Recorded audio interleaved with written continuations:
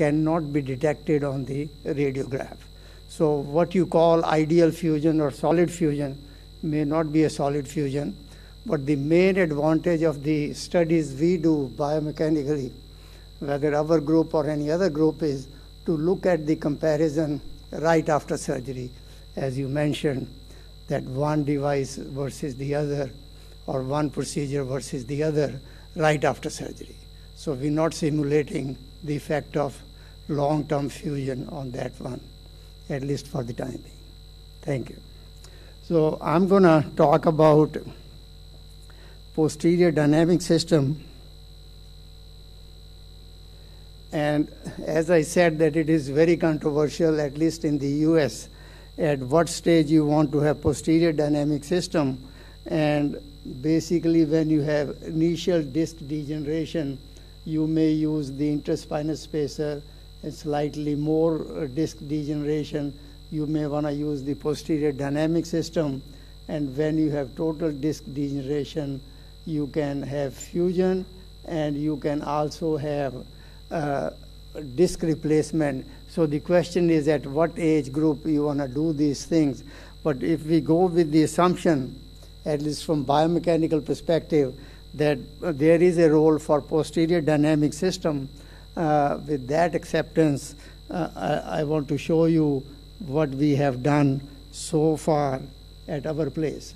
So if you look at the fusion process, McAfee in 1989 and even earlier, they showed that there could be device-related osteoporosis and there could be adjacent segment degeneration.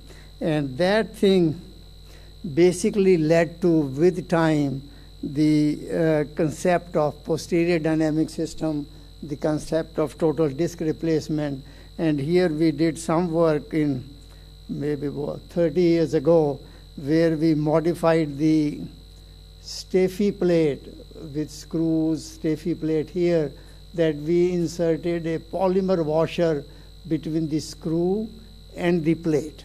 So that polymer washer will become loose with time. So the idea was that as the fusion progresses, this device becomes ineffective and you will have less osteoporosis. We did experimental studies using animal. We did finite element model, and we showed that you can reduce osteoporosis and you can still have good fusion.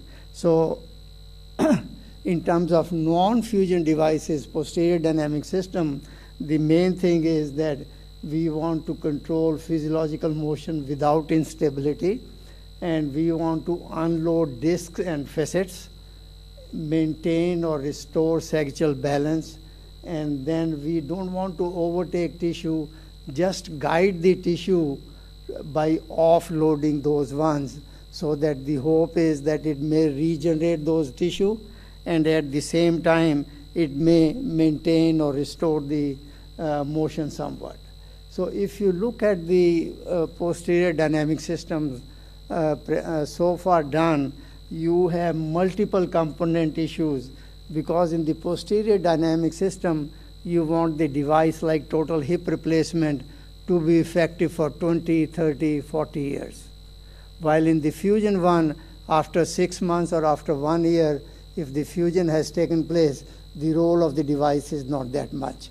So there the design of the fixation system is not that crucial compared to the design which you want to have for the dynamic system, because here we are saying it's going to last in the body for 10 years to maintain the motion. So we have different materials. Then we have different designs where sliders, where binding, guide motion, overtake motion. We have ball bearings, we have gears. So different types of designs, different types of materials. And if they're going to last in the body for 5 years, 10 years, we're going to have wear problem, biodegradation, micro cracking of peak rods and other things. If we have springs, you're going to have wear and fatigue, continuous spring failure, eccentric loading, loosening due to fretting over time. So these are some of the issues which we must look at when we are talking about the posterior dynamic system. So what I want to show you is that we have tested number of devices in our lab in terms of biomechanics. So we looked at the 510K testing. We also looked at cadaver testing, finite element modeling. We haven't done any animal study or clinical follow-ups.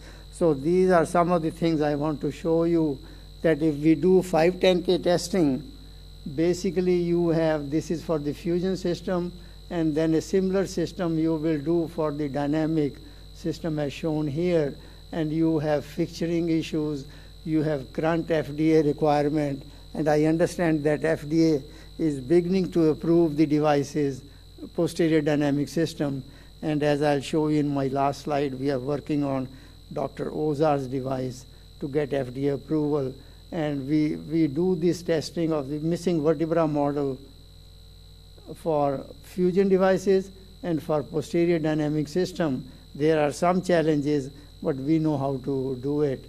And in terms of cadaver and finite element modeling, basically this shows you what a model looks like, that you have L3, L4, L5, S1, you have ligaments, you have facets, you fix it at the base, and then you can apply flexion, extension, lateral bending, you can apply follower loads and simulate the surgical procedure and see what the biomechanics is.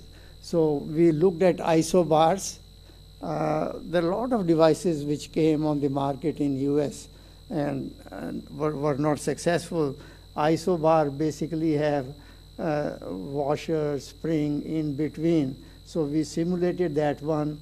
We simulated it in the L3, L4, L4, L5 and compared it versus solid fusion using titanium rods.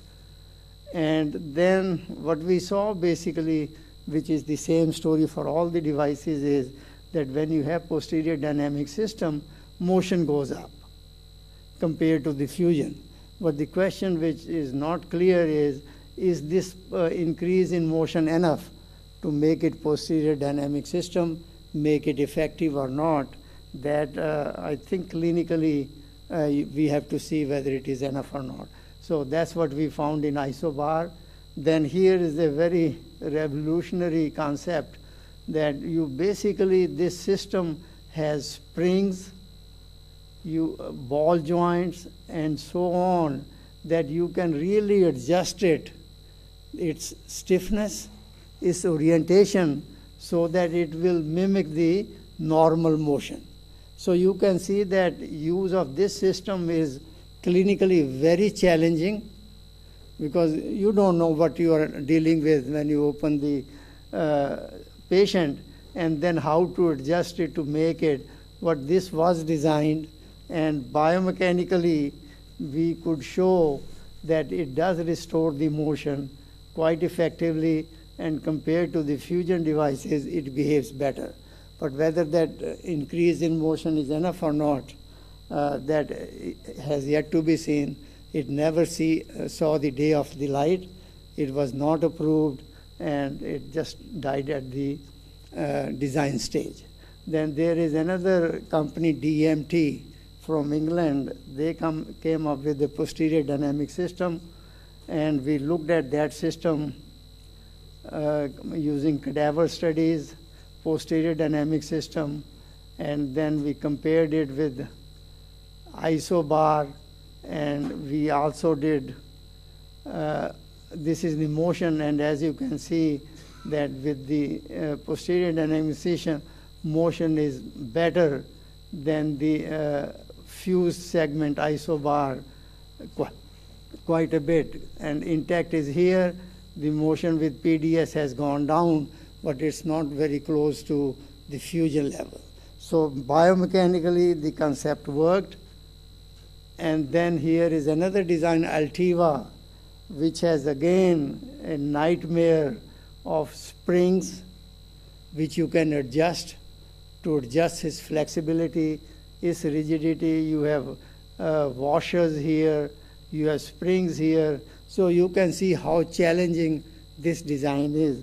It's an engineering assembly, which may be difficult for us, for surgeons, to put it in the patient and hope that it's going to work for 10 years or 15 years.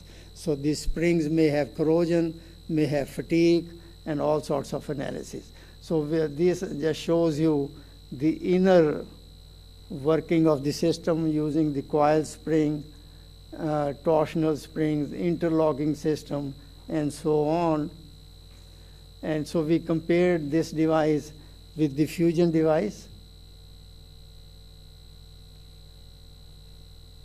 And we were, in terms of the stiffness of the spring, this is how it was designed, so that in the middle portion, it doesn't offer much resistance, like neutral zone. And if you go beyond that one, it's going to offer resistance in both the directions. So we looked at the motion. So using this system, motion is less than the intact, but it's way more than the fusion device. So theoretically, all these devices worked. We looked at the transverse force on the screw. So we wanted to make sure the screw doesn't fail or anything. And these devices, in summary, do work biomechanically, and whether these are effective clinically or not, because these never got approval from FDA and were never tried in the patients. So here is another concept which we have worked on, is artificial facets. Like total hip arthroplasty, we have the artificial facets which are connected using pedicle screws and other things, and they provide theoretically the same motion as the normal facet joint will in a normal spine. So you can see here that it involves a lot of connections to make sure that they stay in place, to make sure that they'll work functionally and provide the stable spine which we are looking for with facet arthroplasty. So that's the concept. There are a number of companies, one from Germany, Dr. Achim was trying to develop a technique, and there were two in US who came up with these ideas. So we wanted to look at this facet arthroplasty and whether it restores motion or not. And again, we did cadaver work. We did theoretical work using the finite element model. And you can see here that it is very challenging to put it even in the cadaver, but to talk of putting it in the humans. So we did, and basically we found was that facet arthroplasty does restore the motion, does restore the loading and everything. But the point is that if it's going to stay in the body for 10, 15 years, you have to take care of its wear characteristics, that it's not going to wear out with time, and you won't have wear debris and osteolysis as you see in total hip or total knee replacement. So we looked at all those things. I won't go into the details, but basically biomechanically it shows that the concept will work, did work, but it never got FDA approval. It never went to clinical trials. So in conclusion, this facet arthroplasty does work. And then we also looked at topping off, that if you have fusion at one segment, how will a topping off device work to reduce stresses, reduce edge segment disc disease. So we looked at the basically two devices. One is the silicone dynamic, and the other one is the Coflex, and whether that will restore the motion and reduce the effect. And we did find that both the devices do help in restoring the biomechanics at the adjacent segment, and whether it will lead to reduction in adjacent segment disease or not, we don't know. That is a clinical question, but biomechanically it did work. And then finally, I just want to show you this device which everyone knows, that Dr. Ozar, Dr. Erubold, they have come up with a double-headed screw system. It can be fixed or it can be dynamic, and that can be used to provide posterior dynamic system in the spine. We are currently working with Dr. Ozar and Dr. Irabold to see the testing for 510K and for finite element analysis. It takes time. It may require some design modification and others. What concept seems to be working, and I'm sure Dr. Azar will share his clinical experience with device and its advantage compared to the other ones. So our hope is that in the future we should be